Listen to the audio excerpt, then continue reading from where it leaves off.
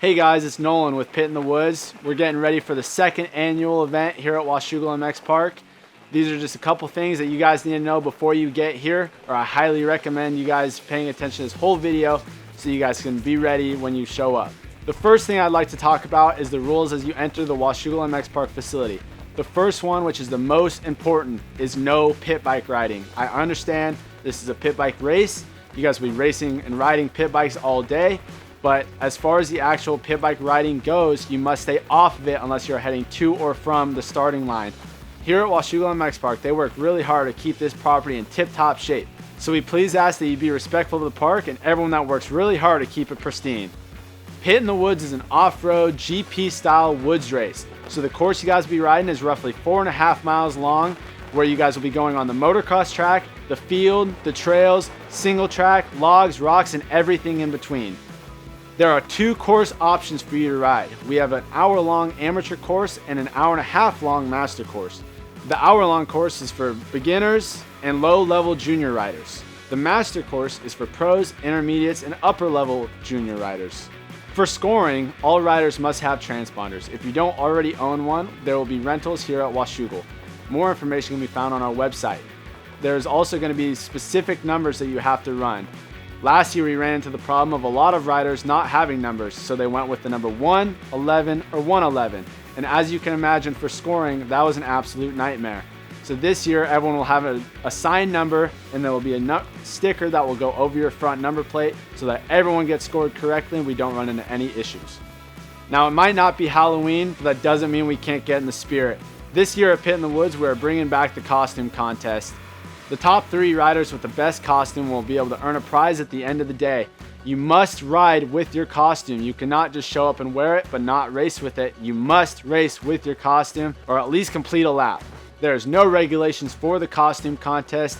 Everything is on the table, and let's see how creative you guys can get. Race day will be on the 5th, but come join us on the 4th for some other really fun pit bike events. We'll be having a pit bike show and shine along with a pit bike rodeo. The Pit Bike Rodeo will consist of 4 different events, such as a wheelie competition, an endurocross time trial, and a tandem barrel racing competition, and a slow race.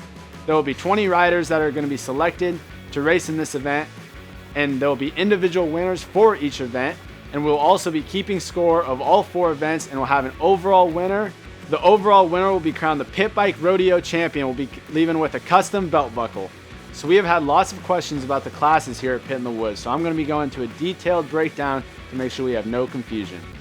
We'll start with the Master Course. The Master Course has a couple classes that are specifically designed for that course and that course only. One being the Open Mod. The Open Mod is one of our premier classes, and that is for any pit bike that is modded out, whether it's a 140, 120, or even a 110. You can race a 110 in the Open Mod. But we highly recommend racing in the 110 mod because you'd be racing up against modded 140s, and trust me, those things are fast.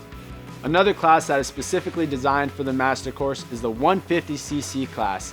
Now this class is a new addition that we have added, and it's for 150cc F models only, specifically the Honda CRFs. Now you cannot have the R model, which is the race model. Those things are cheater bikes, and you guys will get disqualified if you show up on one of those. But as far as the CRF 150Fs, those are allowed, but you can only race it in this class. So if you're a woman, a vet rider, a kid rider, a beginner, it doesn't matter. This is your only option for the 150cc class, and that will be on the Master Course and the Master Course only. Now for both classes, we have a 120 to 140cc class, and it's as simple as it sounds. It's for any 125s or 140cc bikes or anything in between that cc range. There are no 2-strokes allowed at this event. All bikes must be 4 strokes. Now let's break down the 110s. This goes for both the amateur course and the master course. So we have a 110 mod and a 110 stock class. So what we consider mod is anything with motor work and or an exhaust. So if you have a stock motor and a stock exhaust, that is fine. You are still stock. If you have a stock motor, stock exhaust, but you have suspension or high seat, high bars, brakes, doesn't matter. You can still race the stock class. We are only focused on the motor and the exhaust. Now let's talk about the 100cc class. Now this is technically an open class because we do allow modded 100s. This is specifically made for XR 100s. Personally, they are my favorite bike. I believe they deserve their own class because they are awesome, and that is why they have it.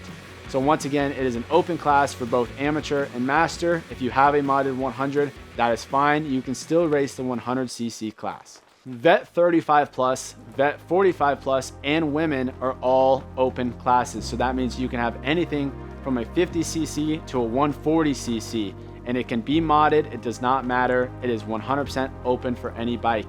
But once again, if you have a 150cc, specifically the F model, you must race in that 150cc class. Now we have another class that is specifically designed for the amateur course, but this is also an open class, and pay close attention to this, it's an open skill level class. So 90cc and below, that is for anything from 50cc to 90cc. It's an open skill level, open, so you can have a 50cc, 70cc, 90cc, it doesn't matter, and it's open skill level. We do not want those bikes on the master course. That is why they have their own class on the amateur course.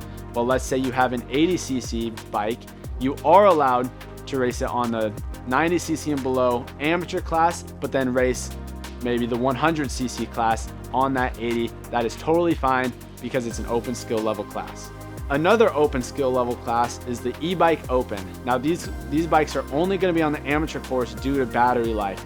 Last year we had multiple riders race in that class, and they all ended with 17% or lower, and they had to be on eco mode the whole time. Now obviously it was still a great time, but it's a lot more fun when you can go fast. So they will be on the amateur course only, and they will have a 10 to 15 minute start delay for them. So it'll be a shorter time, but you guys will be able to push harder because you guys will have a longer battery. Now that is also an open skill level. So if you are a master rider racing the e-bike open class, you can also race on it in the master course on whatever pit bike that you have. Now we also have two youth classes. On the amateur course, we have youth 7 to 11. On the master course, we have youth 12 to 14. Now you are not obligated, if you're a young rider, to race in those classes. You can choose whatever you'd like, but we do have those classes specifically made for you. In the event, we have three premier classes: Open Mod, 110 Mod, and 100cc Open. Each of these classes will have cash prizes. Open Mod has a $1,500 cash purse. 100cc and 110 Mod both have $700 cash purses. So although this is a fun event, you guys will be racing for money if you are in those classes, so the race is on. Both Women's Master and Women's Amateur both also have cash prizes. There will also be multiple other classes with prizes as well, brought to you by Liat, Motorsport.com, Dirt Bandit, and many more. So go to our Instagram to find out which classes have prizes. So here at Pit in the Woods, safety is first. Although it is not required, we please ask that you try to wear all forms of safety, specifically boots.